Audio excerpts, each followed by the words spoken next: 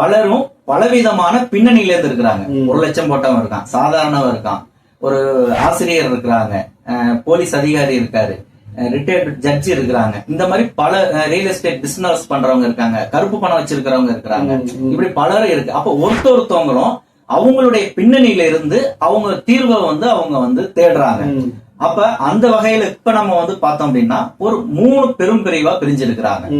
ஒண்ணு, இதுவரைக்கும் புகாரே போகாம திருச்சியை சார்ந்த ஒருத்தர் தலைமையில சீனியர் சிட்டிசன் ஜூனியர் சிட்டிசன் சொல்லி ஒரு சங்கத்தை வச்சுக்கிட்டு அவங்க புகாருக்கே போகாம நிறுவனத்தை சார்ந்தே அந்த நிவாரணத்தை பெறுவது அப்படிங்கிற முயற்சியில இருக்கிறாங்க. அவர்களுக்கு பின்னால ஒரு கணிசமான முதலீட்டாளர்கள் இருக்காங்க. இது ஒண்ணு.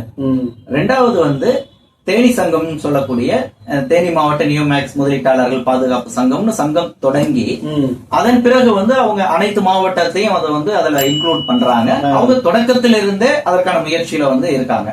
அவங்கள பொறுத்த வரைக்கும் நிலமாகவே தீர்வு கொடுத்தாலும் பரவாயில்லை அப்படிங்கறதுதான். எனக்கு பொறுத்த வரைக்கும் நான் சிக்கிட்டேன், தெரியாதனமா நான் மாட்டிக்கிட்டேன், வெளியில வரணும், கோர்ட்டு கேஸ் போய் நான் அலைஞ்சு அதெல்லாம் எனக்கு வேண்டாம்.